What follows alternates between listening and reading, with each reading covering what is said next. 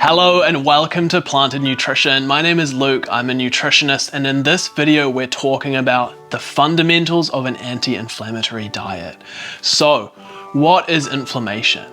It is an incredibly important part of our body's processes, supporting us with growth and repair. And it's not inflammation by itself that's the problem, it's when it gets out of hand. We can have pain, soreness, stiffness in our body, in our joints or muscles, inflammation or bloating in our gut and digestion, and it may even play an important role in our mental health and our brain health. And there's research linking inflammation in the brain with depression and anxiety and other mental health conditions. And if you've clicked on this video, you might be experiencing inflammation or looking for some tips to reduce it, and that's what we're going to talk about in this video, because our diet can play an incredibly powerful role in modulating inflammation in our body, helping our bodies to have the good kinds if we need them, but also helping to reduce the kind of chronic, ongoing inflammation that can be linked to health issues and just generally make us not feel good. So to demonstrate this a bit more,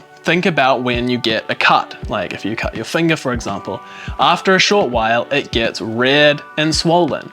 And this is important. This is our immune system at work, sending cells in to fight off any bacteria or anything that's got in there, signaling to our body that there's damage that needs to be repaired. And this is great. We want this to happen. If we didn't have inflammation, our immune system wouldn't work properly, we wouldn't be able to heal from damage, and we probably would die quite quickly. That would be called acute inflammation, which is for a short term, it's there for a few days, a week or so, and then once it's healed, it goes away.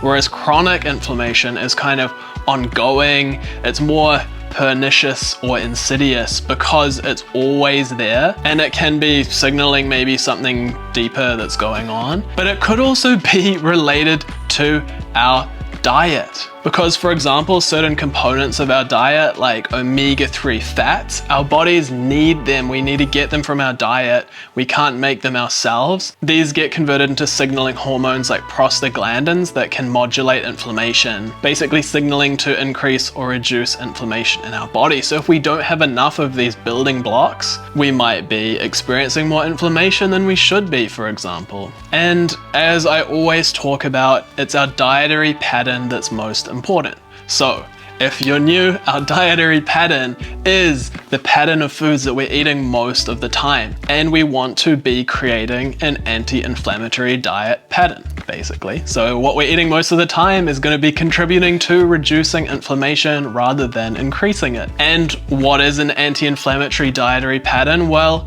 the research shows that it's a type of eating that includes lots of things like fruits and vegetables, nuts and seeds, and certain fruits like berries, for example, and vegetables like dark leafy greens seem to be especially powerful when it comes to combating inflammation. There's even research showing that berries like blueberries can so positively impact our brain, they can actually improve our memory and cognition. And if we wanted to look in the opposite direction at a dietary pattern that is inflammatory, it would be, unfortunately, what our modern diets look like.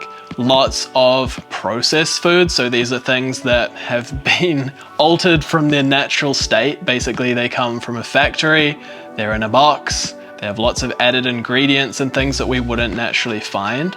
And it's not to say these foods are terrible for us and we should never eat them, but the fact is, these are foods that are linked with inflammation. So if we are wanting to reduce inflammation and reverse health conditions that we have, reduce pain, improve our cognition or mental health or anything like this, we really want to be shifting in that other direction. More whole, more unprocessed foods, more fruits, more vegetables, and also including healthy sources of fat, so like nuts and seeds, especially ones that are rich in omega-3 like flax seeds, chia seeds, hemp seeds, and walnuts, to name a few. And maybe things like extra virgin olive oil. And extra virgin olive oil contains not just healthy fats, but also polyphenols. And polyphenols are special compounds that are only found in plants that can have a powerful anti-inflammatory effect on our body. So if you've ever eaten extra virgin olive oil, you know that little kind of kick or almost spicy feeling that you feel in the back of your throat? That is the polyphenols that are in the oil, and our body has a really positive anti-inflammatory response when we ingest them. So these sorts of foods are really great. And I talked as well about berries and dark leafy greens. They're really great sources of polyphenols. A few more could be things like dark chocolate or coffee. They're really rich in polyphenols as well. But a good rule of thumb is to focus on eating the rainbow. All sorts of different colors are going to give us different nutrients that we need to help reduce inflammation, and also polyphenols. So things like red capsicum, dark leafy greens, purple eggplants, orange carrots. There's so many amazing options out there, and if we're getting a broad variety of different whole foods, it's going to be creating a really good foundation for reducing inflammation in our bodies. And another really good part of an anti-inflammatory diet are herbs and spices. So for example, turmeric, which is rich in curcumin, this is the kind of active chemical. If we have that and we pair it with black pepper contains a compound called piperine, which increases our body's absorption of curcumin by up to 2,000%. And this is a really powerful anti-inflammatory food. There's a lot of research even looking at people with arthritis, for example, inflammation in the joints, that taking curcumin or turmeric as a supplement or a food can really reduce inflammation and reduce pain. Another really interesting food is broccoli, or this family of vegetables called cruciferous vegetables. They contain a compound called sulforaphane, which is another really powerful anti-inflammatory compound. Ginger is another one that has what are called gingerols, which are really powerful anti-inflammatory compounds as well. Garlic has allicin in it. Again, another really powerful natural anti-inflammatory food. And so to take away from this video, I would love for you, if you are struggling with inflammation, give it a go. Try some of these foods. For example, you could try a berry smoothie, some bananas, some blueberries, some flaxseed for those healthy omega-3s. Try that and see how you feel.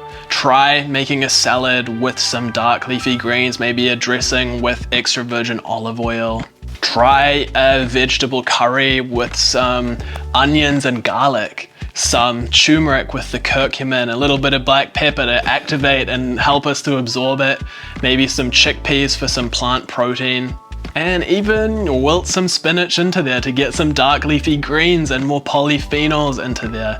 The thing is, we can cook in delicious ways that taste incredible, but using these powerful anti-inflammatory foods that are not just going to nourish our body, but they're going to change our physiology and give our bodies what they need to help to reduce inflammation. And our diet around this can be so powerful, but give it a try and see how you feel, because that's what's most powerful. If you make a change and you start feeling good and you tune in with your body and you feel how that feels, it's so much more empowering to know that actually, wow, I'm not stuck, I'm not necessarily always having to rely on taking medications with bad side effects or just living in pain and discomfort. You can kind of take your power back into your own hands and make good decisions with your food.